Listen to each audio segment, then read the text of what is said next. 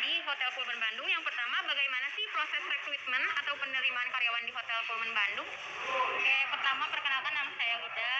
Saya sebagai manajer HRD di Hotel Pullman. Untuk proses rekrutmen sendiri itu yang pertama kita kalau misalnya ada job vacancy available, kita posting melalui media online, melalui elektronik, melalui newspaper gitu. Nanti begitu ada kandidat masuk, kita proses CV-nya, kita proses interview. Yang pertama ada interview melalui user.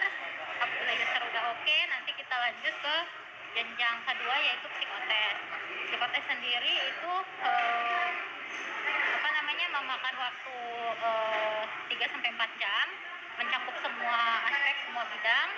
Nanti setelah lolos di bagian psikotes, begitu kandidat oke, baru nanti kita proses lebih lanjut ke interview HRD. Di interview HRD baru nanti di situ untuk negosiasi dan offering job letter. Yang kedua, adakah syarat khusus untuk menjadi karyawan di Hotel Pullman Bandung? Tergantung dari posisi yang dibutuhkan. Kalau misalnya posisinya level supervisor ke atas, itu biasanya kita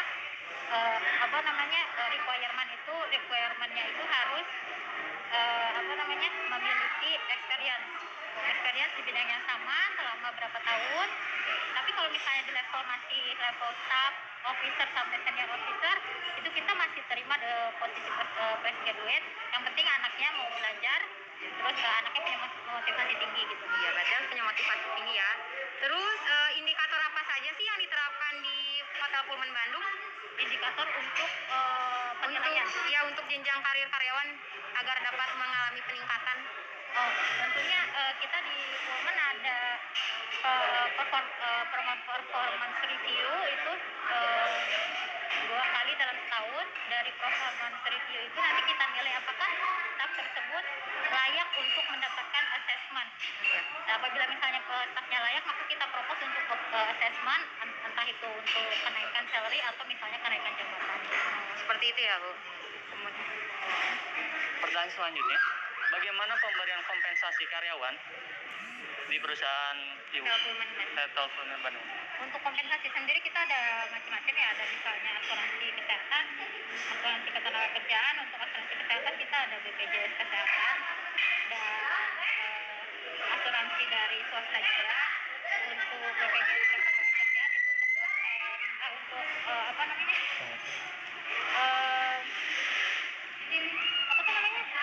untuk pensiun dan jaminan hari tua ya, itu dari Protek. Pertanyaan selanjutnya, bentuk kompensasi apa yang diberikan kepada karyawan? Kompensasi. Bentuk kompensasi seperti uang, apa cuti, seperti apa? Kalau cuti sih kita ada untuk karyawan yang udah 1 tahun ke atas itu dapat cuti 12 hari per tahun. Ibu, bagaimana cara penilaian kinerja dari pegawai Pullman Hotel? Yang pertama yang kita nilai itu kemauan untuk mengembangkan diri, baik itu dalam proses training ataupun dalam proses pembelajaran. Terus untuk motivasi diri sama disiplin yang tinggi. Bisa diceritakan bagaimana standar kinerja yang dijalankan dari Hotel Pullman? Standar kinerjanya gimana ya? Jadi karyawan seperti karyawan kinerjanya kayak gitu. Tentunya kalau misalnya karyawan, kita perlu karyawan yang punya inisiatif tinggi sama motivasi untuk mengembangkan diri juga gitu. Kalau misalnya selama beberapa periode staff tersebut tidak ada perkembangan, ya kita lakukan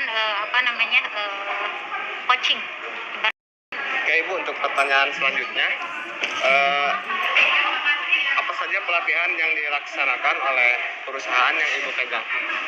Pelatihan tentunya pelatihan sistem, pelatihan soft skill, sama pelatihan itu aja sih, sistem sama soft skill sih banyaknya.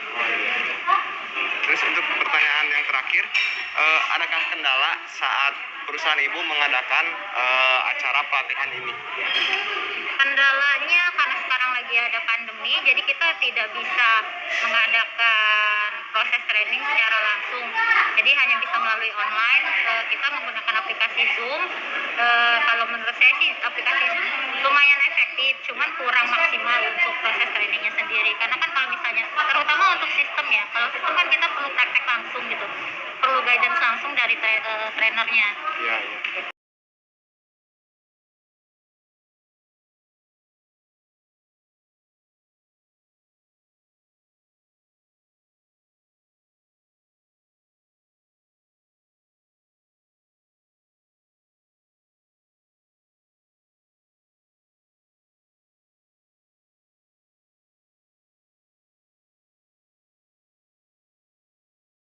Bertanya, bagaimana proses rekrutmen atau penerimaan karyawan di Basoruda?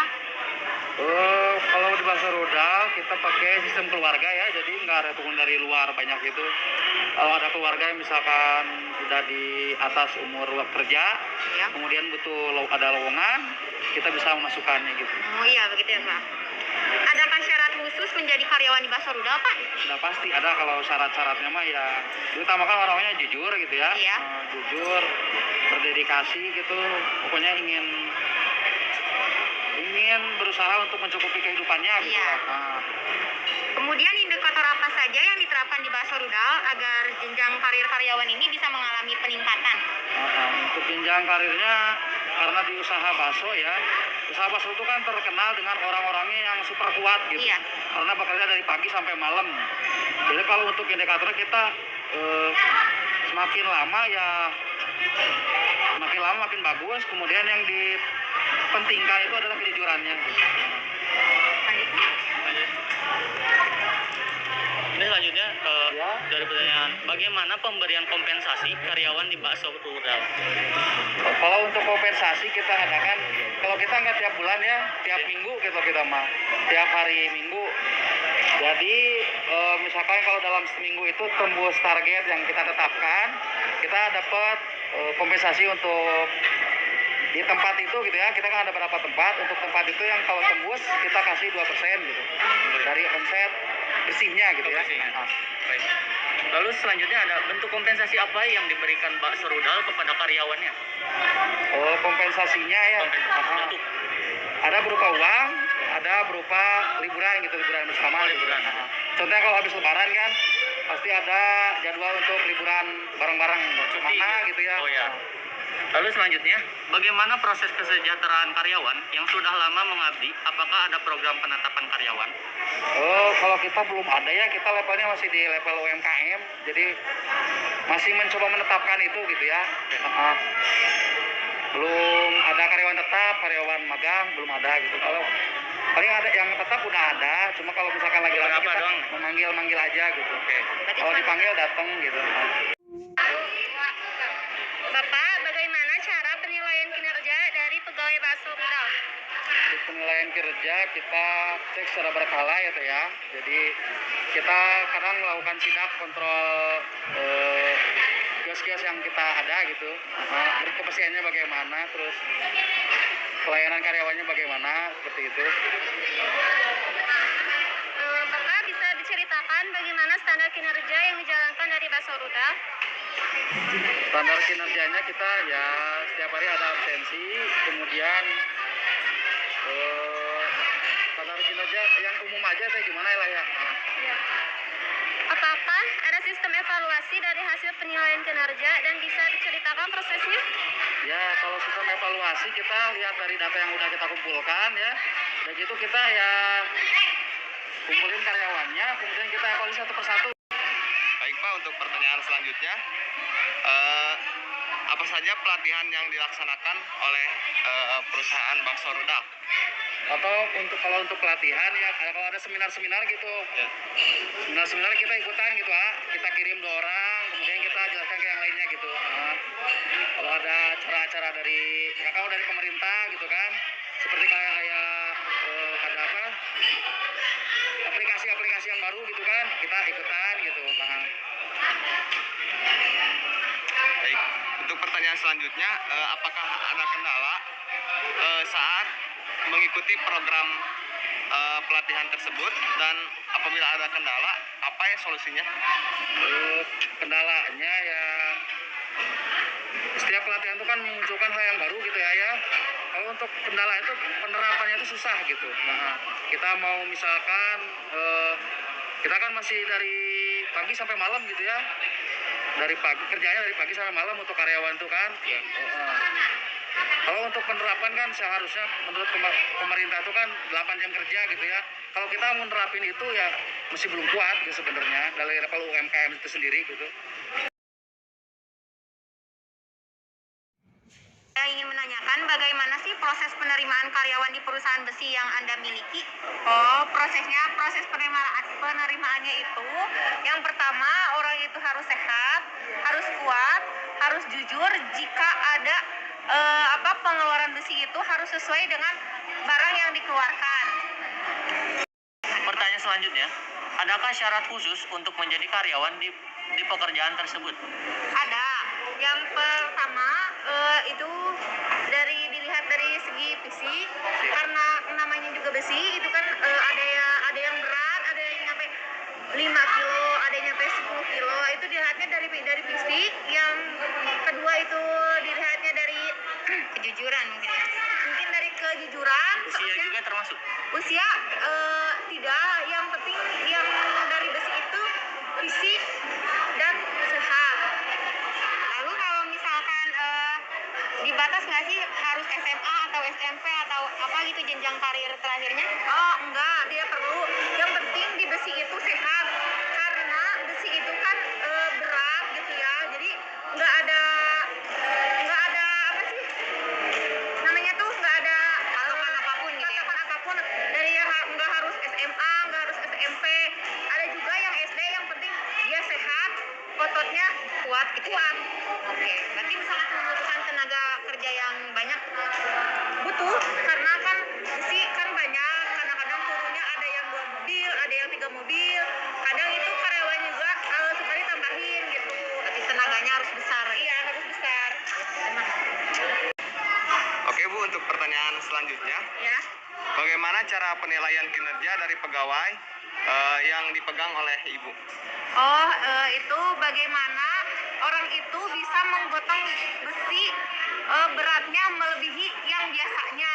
Soalnya besi itu kan banyak ya, ada yang besi tua, ada yang besi muda. Itu kalau yang besi tua beratnya itu benar-benar harus orang yang sudah bekerja lama. Jika ada orang misalnya bekerjanya baru 2 bulan, 3 bulan, ya itu nggak bakalan sanggup untuk mengangkat, karena itu juga ada alatnya untuk mengangkat besi ke mobil gitu. Berarti harus orang yang udah berpengalaman gitu ya? Orang yang udah berpengalaman dan orang yang kuat. Oh iya.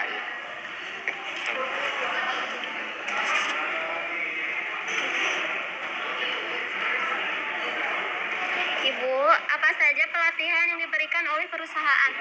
Pelatihannya seperti awal kerja dia harus mengenal nama-nama besi. Besi itu kan ada besi nomor 72, ada 73, itu pun beratnya beda-beda.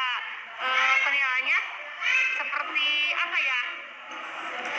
Menilai orang itu tuh kerjanya, kalau orang yang bisa itu ngangkat besi yang 72 berarti itu orang yang udah bekerja lama, ototnya kuat. Kalau orang yang misalnya nggak bisa yang ngangkat besi itu, dia mungkin fisiknya lemah. Kan fisik orang beda-beda ya, meskipun cowok, pria, maksudnya ada juga yang mengangkat ini nggak keangkat, itu fisiknya berarti dia lemah. Ada juga yang kadang-kadang kecil tenaganya gede, ada juga orang yang gede tenaganya kecil. Penilaiannya dilihat di situ ya, seperti itu.